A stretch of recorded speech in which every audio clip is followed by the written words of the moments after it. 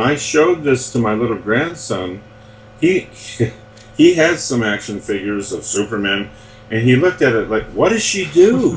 What does she do? I mean, does she fly?" And so anyway.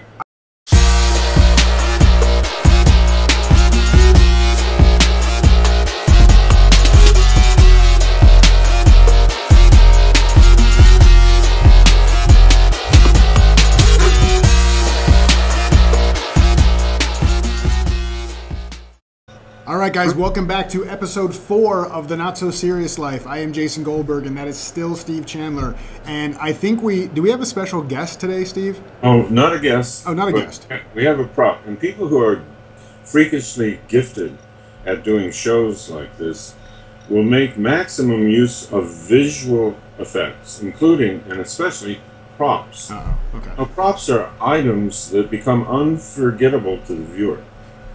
So here's one. This is one that I keep handy with me during the day. And I don't know if you can see her very well here. Can we bring the camera in a little? Yeah, that's it. That's it. Oh, there she is. Now I see her. Okay, now I see her perfectly. So I'm asking, Jason, this is a quiz for you because I know you're very spontaneous and you're open and you take questions and nothing's rehearsed on this show. No, it's obvious. Will not be a surprise. Who do you believe this is? This is obviously an action figure. Okay. It is an action figure.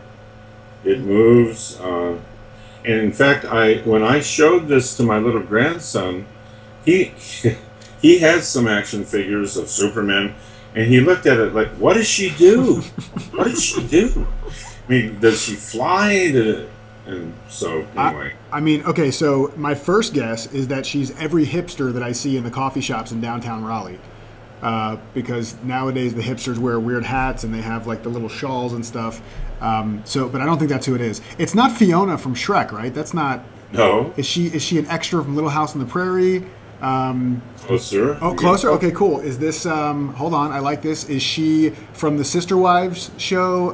Is she one of the people from Breaking Amish? I don't know. She's gorgeous, but this is Jane Austen. Jane Austen, and my co-writer Terry Hill and I wrote a book about Jane Austen, and someone got me an action figure and I use this every day. Nice. What do you use it for?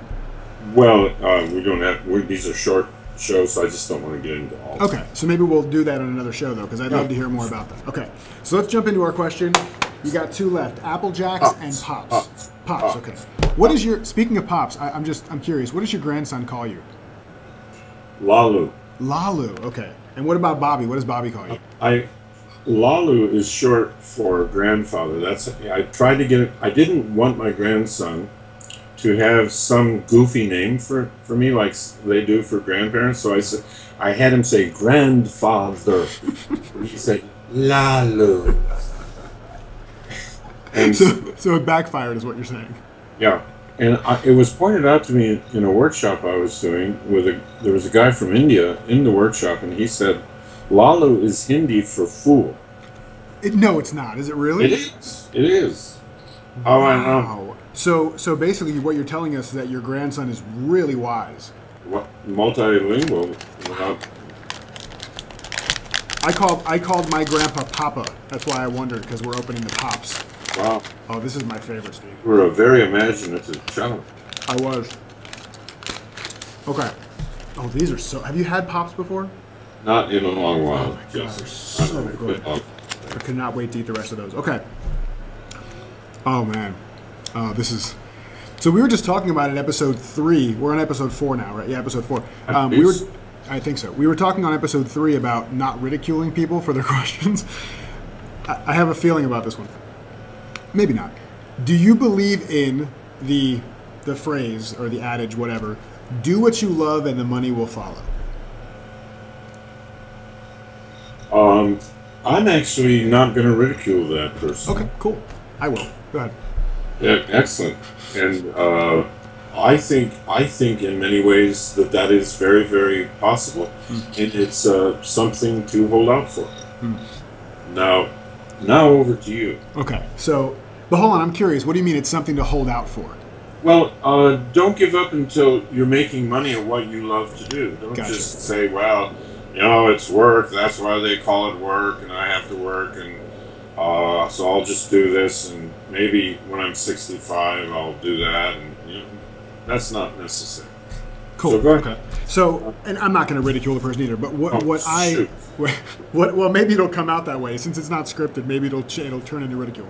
So my thing about do what you love and the money will follow, the thing I've always disliked about that adage is that it feels to me to be compartmentalized. Do what you love for work and the money will follow. That's what it's saying, right? I mean, that's what most people hear when they say it. Do what you love for work and the money will follow. And then there's the people who say, but I'm a passionate painter and I'm not making any money. And I get that. So I guess the reason that I don't like it, or the reason I kind of twist it around for myself, is I believe that if you do what you love in your life, whether it's inside your work or outside your work, you open yourself up, you put yourself at a higher level of consciousness, at a higher level of creativity, you're open to seeing other creative ways to make money that you don't see if you're not doing something in your world that you love doing. Does that make any sense? Oh, I love it. Yeah, absolutely. Okay. So there's no ridicule there, right? No. Actually, we're honoring the question. This is namaste. Love and light bulbs. Okay, good. So I personally, I do believe in do what you love and the money will follow. I just don't. I would invite you to not only look at that in the concept of what you do, what your job title is, and say, oh well, if I'm doing a job that I hate, then there's no way the money will follow. Well, that's not necessarily true. You can fall in like with the job you're in. Understand that the job you're in can be the financier for the thing that you'd rather be doing, and find ways to do things you love outside of that job just so you can get into a place where you see the opportunities to do more of what you love, and those things will bring you money. So that's my take. I like that. And the old Stephen Stills song. And I'm not fooling anybody by revealing that I'm old school. And you're a more... Crosby, Stills, and Nash, right? Yeah. Okay. If you can't be with the one you love the one you're with. Mm. And that philosophy is actually great. So you may have a job or be doing some work, and it's not ideal. You wouldn't have picked it. But if you can learn to love this and then just keep moving on and staying open, like you say, life gets better and better and opportunities start to show up. Yeah, absolutely. So the not so serious way to do what you love and have the money follow is to just be open to doing things that you love in your world, to fall in like with where you are, to accept where you are. And you can look at Byron Katie's work, right? And you're great about mentioning this. Byron Katie doesn't say love what is and be broke. She's making a ton of money in what she's doing. She's saying, at least in my opinion, love what is as your launch pad for what could be. Right. Very important. And if you're loving what exists right now, your success happens faster than if you try to make it wrong. And I've had it. That's enough of this. You move faster, not slower. Love that. That's awesome. This was a great question, and really, if I do say so myself, pretty damn good answers from the two of us. It was a great episode. Great episode. That was episode 4. We love you guys. The Not So Serious Life. Like us on our Facebook page. Check out the website. Sign up on our list so we can send you a bunch of fun stuff electronically and in the mail. Send us your questions, hopefully less reluctantly now after episode 4 than it was after episode 3, to questions@thenotsoseriouslife.com, and we will see you mañana. Later. Bass.